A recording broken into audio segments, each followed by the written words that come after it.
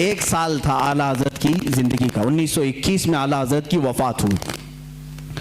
وہ 1 سال کے بچے تھے, نیمونیا ہو گیا تھا, پھیپھڑے رک چکے تھے, سانس بند ہو گئی تھی, اور ماں باپ سارے لوگوں نے دیکھا اور ایک کپڑے میں باندھ کر کے ان کو پلنگ پر رکھ دیا. گھر میں رونا دھونا شروع ہو گیا, بچے کا انتقال ہو گیا تھا.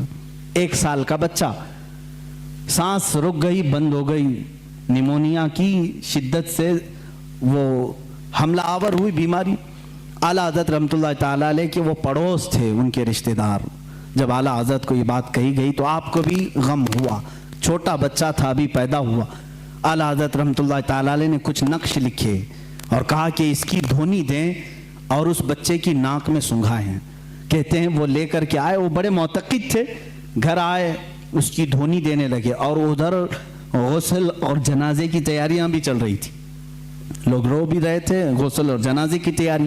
یہ جب دھونی دی گئی تو اسی لپٹے ہوئے کپڑے میں بچہ جو ہے چیخنے چلانے لگا, اور پھر سے اس کی جان میں جان آئی, جسم میں جان آ گئی. انہوں نے خود اپنی یہ بات بیان کی. اعلیٰ حضرت رحمۃ اللہ تعالیٰ علیہ کی یہ کرامت تھی کہ اللہ نے مجھے ایک اور زندگی عطا فرمائی, جس کی سانسیں رک چکی تھی. ہوتا ہے اس طرح کے بہت سارے معاملات کتابوں میں موجود ہیں, تحریر ہیں. لیکن ایک بڑی بات مجھے یہ لگی کہ 2 انگریز آئے اور انہوں نے کہا کہ آپ یہ کہتے ہیں کہ محمد صلی اللہ علیہ وسلم سب سے افضل نبی ہیں, اور آپ یہ کہتے ہیں کہ ان کی امت کے علماء بنی اسرائیل کے نبیوں کے نائب ہیں, وارث ہیں. علماء و امتی, حضور صلی اللہ تعالیٰ علیہ وسلم نے فرمایا بنی اسرائیل کے نبیوں کی طرح ہیں میری امت کے علماء. تو اعلیٰ حضرت سے انہوں نے سوال کیا, بنی اسرائیل کے نبیوں کی طرح آپ کے علماء ہیں؟ عیسیٰ علیہ السلام اور کئی انبیاء ایسے ہیں جو پرندوں کی بولیاں جانتے تھے, کیا آپ بھی جانتے ہیں؟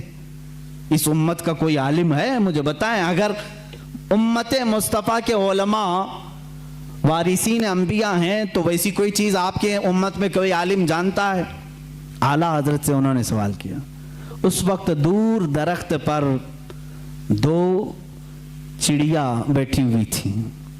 2 چڑیا بیٹھی ہوئی تھی. وہ طوطے تھے یا کبوتر تھے؟